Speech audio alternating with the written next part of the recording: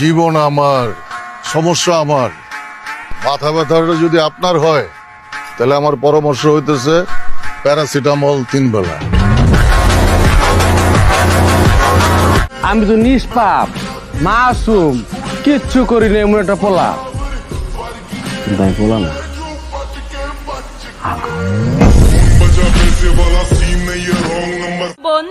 পীর হইছি কয়দিন, বৎস ভুলে গেছো কি ছিলাম সেদিন।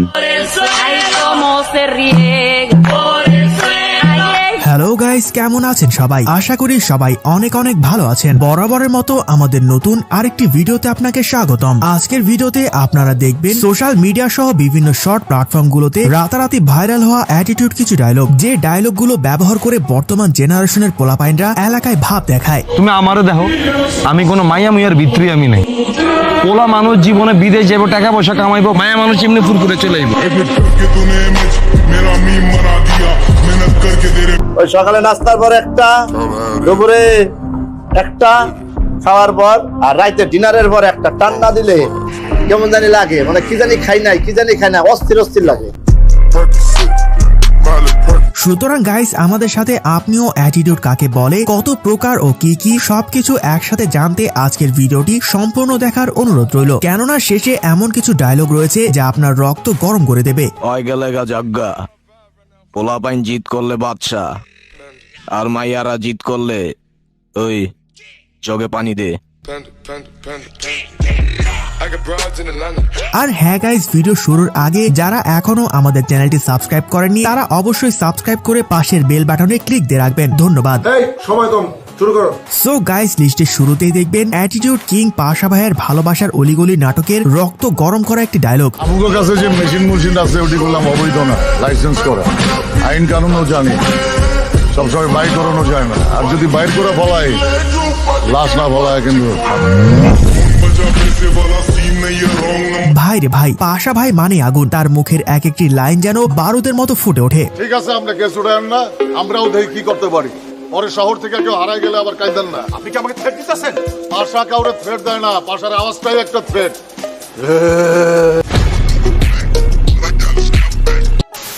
তো যাই হোক গাইস, এর পর দেখবেন মোশাররফ করিমের লাইলি মজনুর প্রেমের হাট নাটকের মারাত্মক একটি ডায়লগ। ওই মেশিন কই পাওয়া যাবে রে? মেশিন কি এর মেশিন? টাকা গুণনের মেশিন কই পাওয়া যাবে? কহ, যত টাকা লাগে কিনবো। টাকা গুণনের মেশিন দিয়ে আপনি কি করেন? ওই বেটা, খালি হাতে এত টাকা গুণন যায় নাকি? টাকা গুনতে গুনতে আমার আঙ্গুল মাঙ্গুল সব ব্যথা হয়ে গেছে, মেশিন লাগবো একটা। মোশাররফ করিমকে নিয়ে তো আর আলাদা করে কিছু বলার নেই, বিকজ তার বেশিরভাগ ডায়লগ মানুষের মুখে মুখে বলে বেড়ায়। আমার বাপের রাজা, আমার দাদার রাজা, আমি নিজে রাজা। তুই চিনোস না আমারে, তোর বাপে চিনে আমার। ঠিক আছে,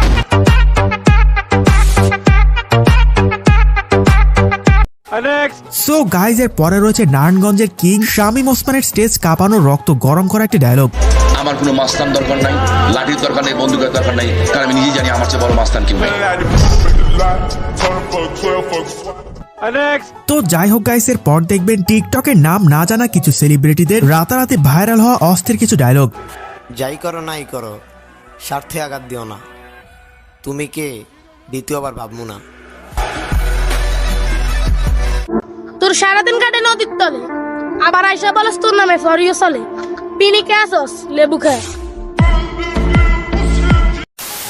সো গাইজ, এর পরে রয়েছে হোটেল রিল্যাক্স সিরিজে নোয়াখালীর জাকির ওরফে পাভেলের টিকটক কাঁপানো অ্যাটিটিউড একটি dialogue. Hey lady, this is Ju. Hello, I'm Oishi. Nice to meet you. Same here.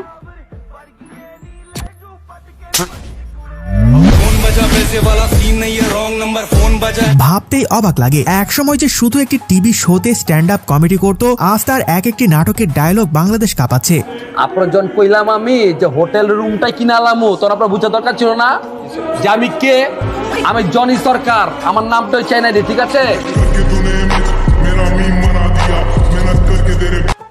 তো যাই হোক গাইস, এর পর দেখবেন ওমর অন ফায়ারের টিকটকের ফরেউতে ঝড় তুলে দেওয়া মারাত্মক কিছু ডায়লগ।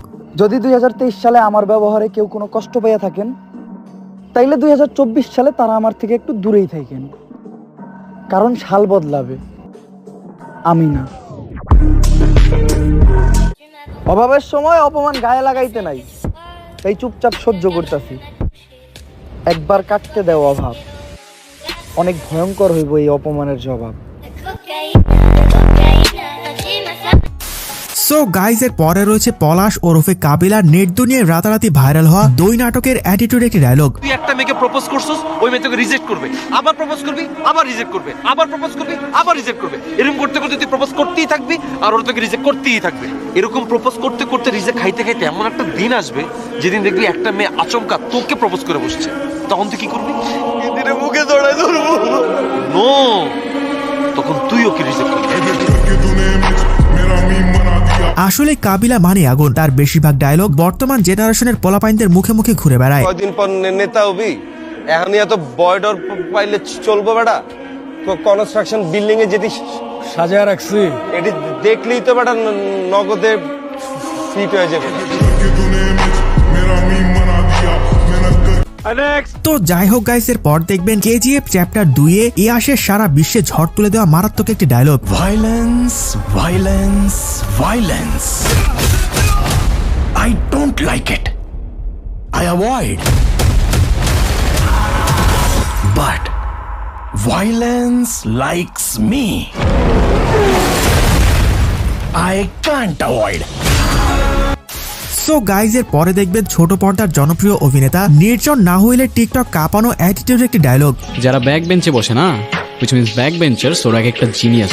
আর ক্লাস তো শুধুমাত্র সিলেবাস কভার করে, ব্যাক বেঞ্চার্সরা পুরো ইউনিভার্স কভার করে। আর পৃথিবীতে যত বড় বড় জিনিয়াস আছে না, সবগুলাই back benchers. Anyway guys, back bencher পোলাপাইনরা কমেন্টে আওয়াজ দিয়ে যাবেন। তো চলুন নির্জনের আরেকটি মারাত্মক ডায়লগ দেখে আসি। গুরু, তুই কিন্তু খুব বেশি বার বাড়তেছিস। প্রথম শব্দে গুরু বললি, সেকেন্ড শব্দে তুই বলে সম্বোধন করতেছিস। রেসপেক্ট করবি না ইনসাল্ট করবি আগে ডিসাইড কর। আই গেস তুই রেসপেক্ট করবি, কারণ ইনসাল্ট করার রাইট তোর আমি দেই। তো যাই হোক গাইস, এর পর দেখবেন সোশ্যাল মিডিয়ার জনপ্রিয় content creator emotional man Liton ভাইয়ের অস্থির কিছু ডায়লগ। আমার বাবা আমার গর্ব না হলেও আমি কিন্তু আমার বাবার গর্ব হয়েছি। তোমরা বাবার হোটেলে খেয়ে দিন পার করলেও আমি কিন্তু নিজের টাকায় আমার বাবার নামে হোটেল লিখে দিয়েছি।